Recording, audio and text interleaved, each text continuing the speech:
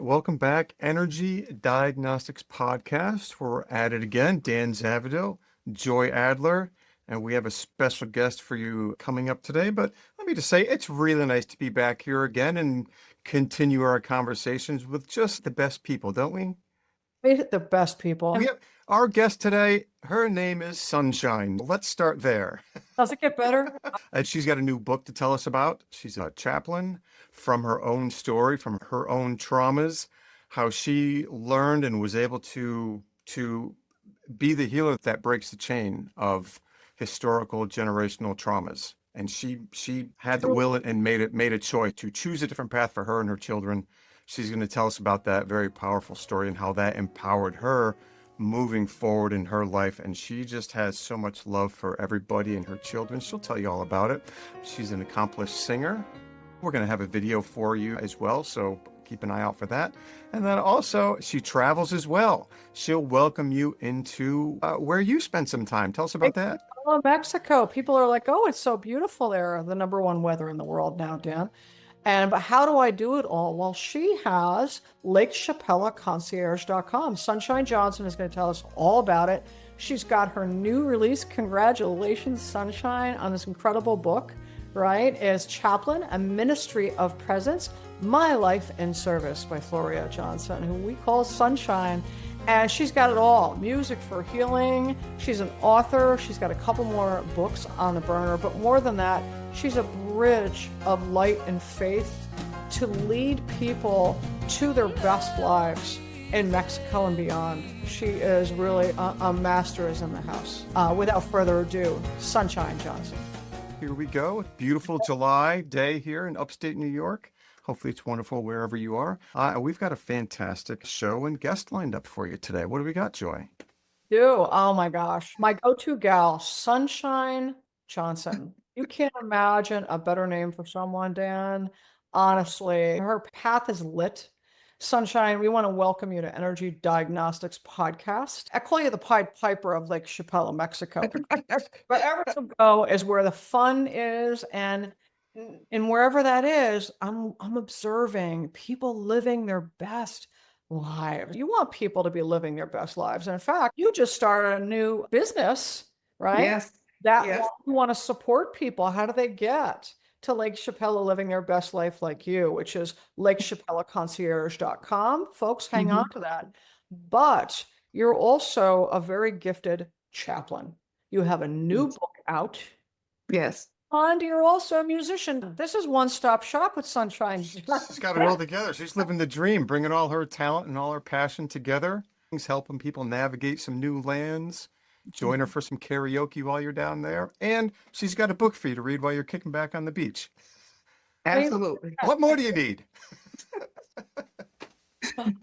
Now you have this book, Chaplain, a Ministry of Presence. My Life in Service is just released by Floria Johnson, otherwise our Sunshine Johnson. And it is so poignant, Sunshine. You Yes. begin at the end really supporting your mom, and then how grief washed over you. But you have a Yes. poignant tale about how where it all began, I think when you were 5 years of age. Why don't you share that with our viewers and listeners? Well, my earliest memories of childhood was when I was 5 and I began kindergarten. I never wanted to take a nap, and I was forced to lay down, but I refused. So I got reprimanded a lot for not wanting to take a nap. So that's my earliest memories of kindergarten. And then from that, when I was between 8 and 10 years old, my sister and I, her name was Rosita. It was just the two of us. And we're 11 months apart. And my mother started drinking and she became an alcoholic. So that traumatized us because we were always just wondering how alcoholism affected us. And it did profoundly affected us growing up because we didn't know what to do. We were always in fear of her being found somewhere dead or injured. That lasted until I was 18 years old. I was in my last year of high school. I grew up and married my next door neighbor's son, just trying to escape, and jumped out the frying pan, slap into the fire, and was toasted all over again with trauma of an abusive man. And the first time the abuse began, I left. I never came back. So I'm raising 4 children as a single parent. Trauma continued, but my kids literally saved my life. Mm. And I tell them that not often, but they know how much I just love them because, again, they literally saved my life because I was determined to be a mom and raise my kids to the best of the ability that I could at that time. I kept going back to school and getting certifications so I could always have a better job. We moved a lot. And in 1984, my youngest son, Christopher, was 3 months old, as a matter of fact. I packed up my kids out of Newark, New Jersey, because the gangs were trying to recruit my oldest 2 boys. I carried a weapon to keep them from being attacked by the gangs who were trying to pull them in. And I said to myself, this is not a life I want for me, nor can I have this with my children. So I packed up my 3-month-old, my 6-year-old, and my 12-year-old, and my 14-year-old at the time. I was praying. I said, okay, I'm sitting at the entrance to I-95 heading south. God, where am I going? He said, head south. I ended up in Durham, North Carolina.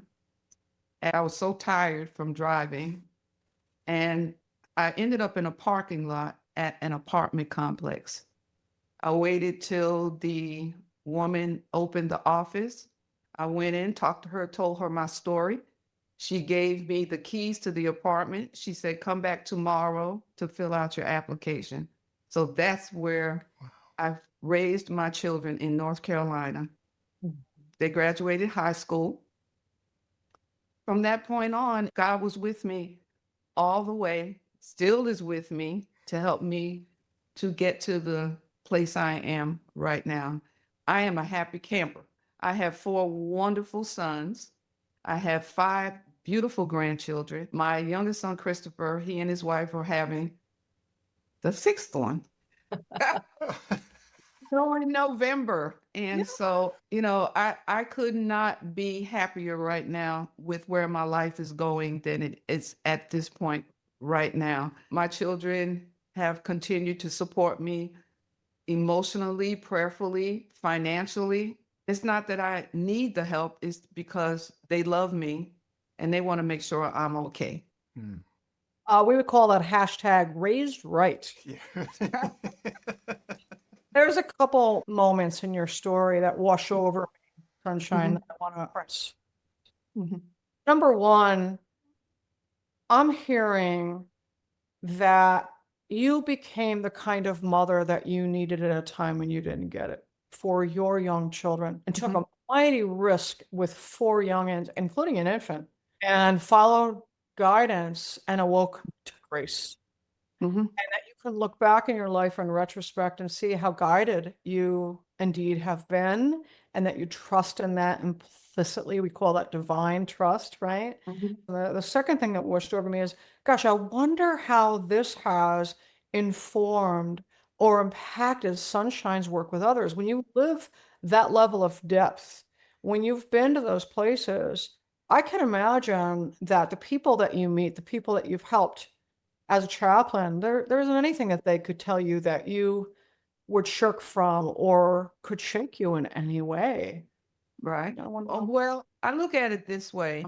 20 years ago, I started another book that I am going to complete. It's called And Miles to Go Before I Scream. And my oldest child right now is 55. And it took all those years to even begin to write the book about single parenting. And I will finish it. I just been working on other things right now. Well, you just But finished one book. Maybe you could give it a few months. I a couple more in mind that I've actually started, but I can't do that right now. My heart has always been for single moms because I know the road, the struggle, and some make it and some don't. And I was determined I was not going to drink, and I was determined I was not going to do drugs to cope with my traumas. Even before I knew there was a God, He was there for me and with me, and still today. My work in chaplaincy, I was going through divorce in 2010, and that's when I decided to leave North Carolina. I was married to my second husband. I picked up, didn't know anybody in New Mexico, and I was looking into chaplaincy at that point, and nobody would accept me into their program because they wanted me to have a degree in divinity before I could do a chaplaincy, which is called a clinical pastoral education. And nobody would accept me because I didn't have a degree, still don't have one. I don't have a formal education, but God said, you know, it's okay. I will teach you everything you need to know. If you trust me and give me your life, if you trust me, I'll take you where you need to go. And I'm still going. You did something remarkable that, we're kind of hearing here, like you didn't allow intergenerational trauma to occur. You stopped it and you said, I can see the crossroads and I've lived that. And I'm going to be this person. I'm going to take this road.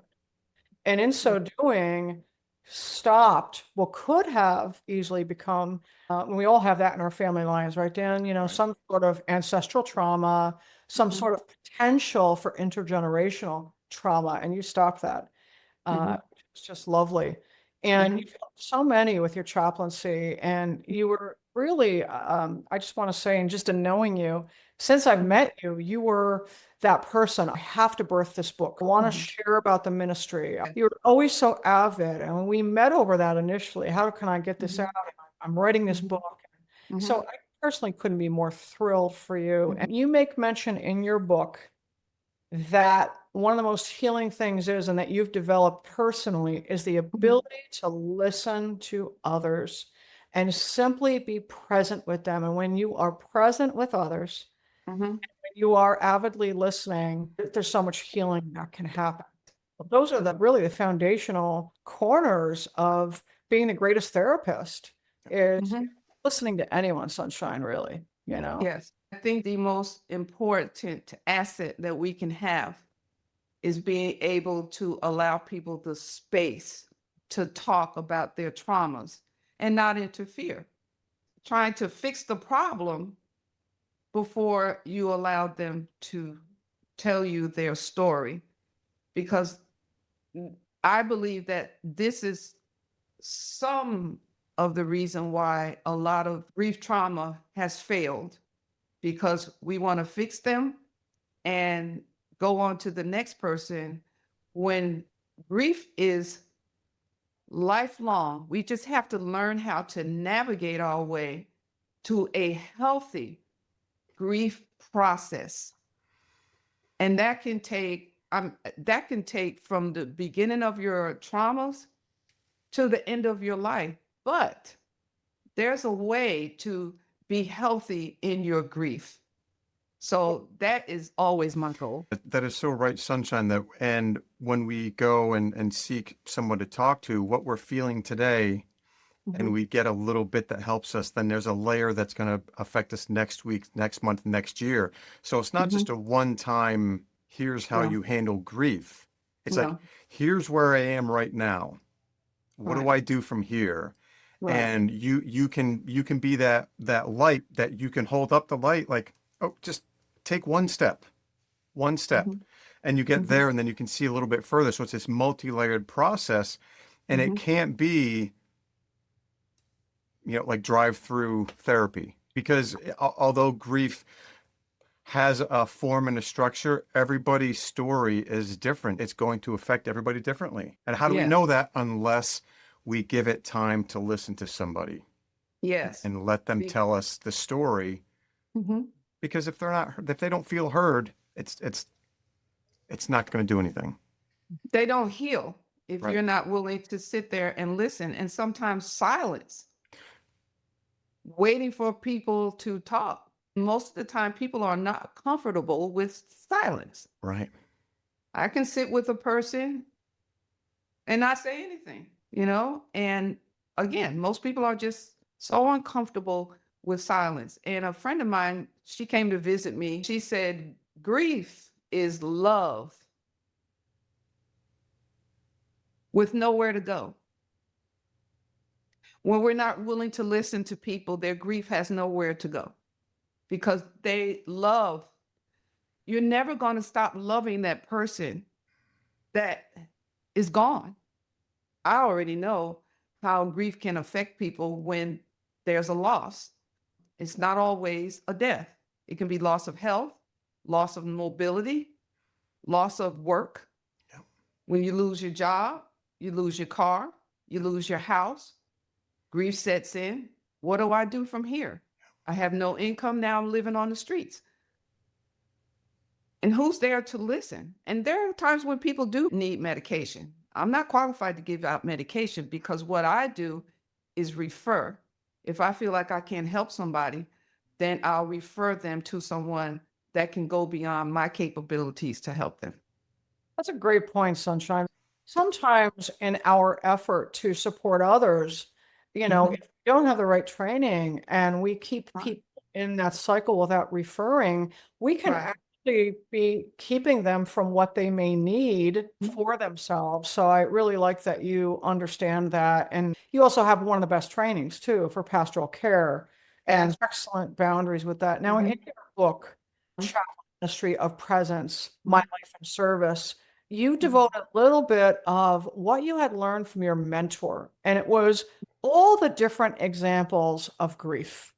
Mhm. Love that. I could see how much you had learned and how it really supported you to support others.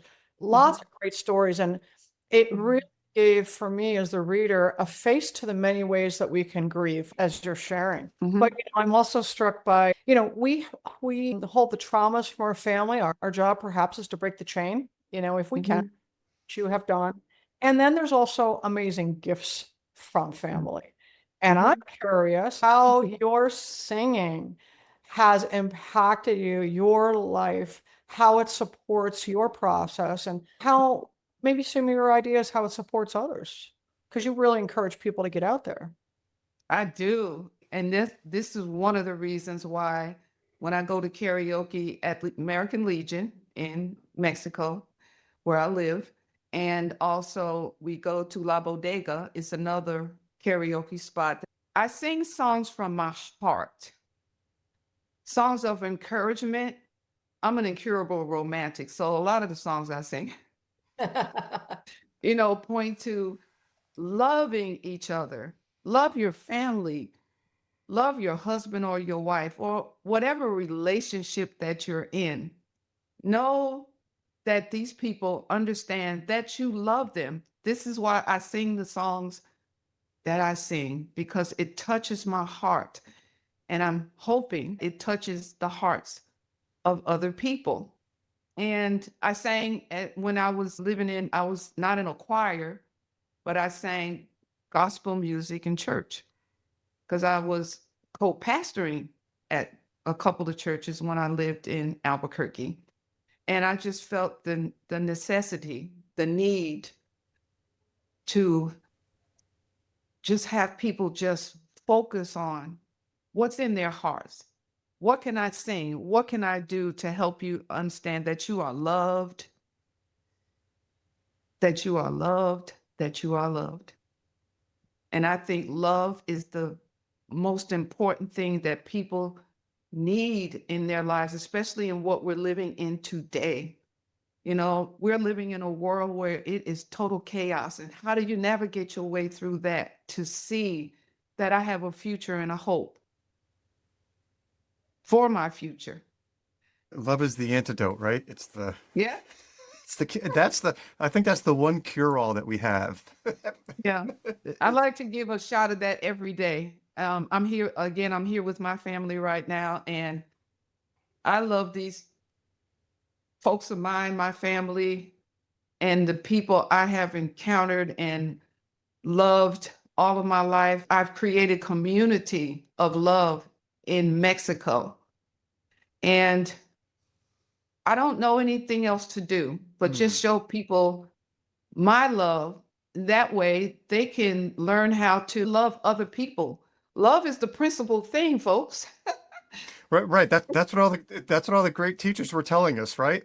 From it doesn't matter where you come from, what your background is. That's Right. the message, and it's great that you're doing that. You're bringing this new service you have. You're down there welcoming Yes. people in, and Mhm. showing them with open arms.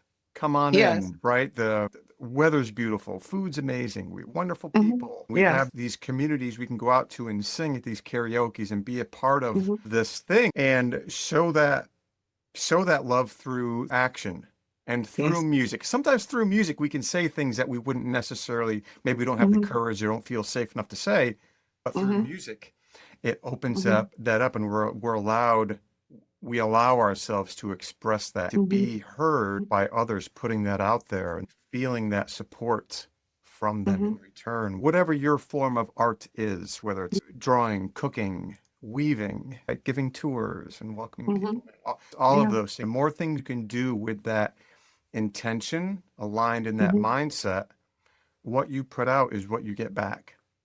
Absolutely. And for me, the people who are the least lovable are the ones who need your love the most. We need to recognize that because people don't feel loved. And when they don't feel loved, they act out. We have to take the time to let them know, I care about you. I love you. Mhm. Mm.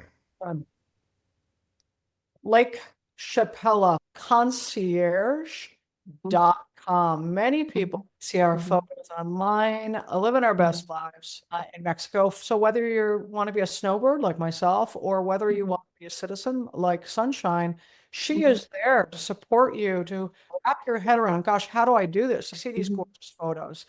I want a life that's filled with happiness and Mhm. the ability to do the things that I want to do in community. You build community, Sunshine.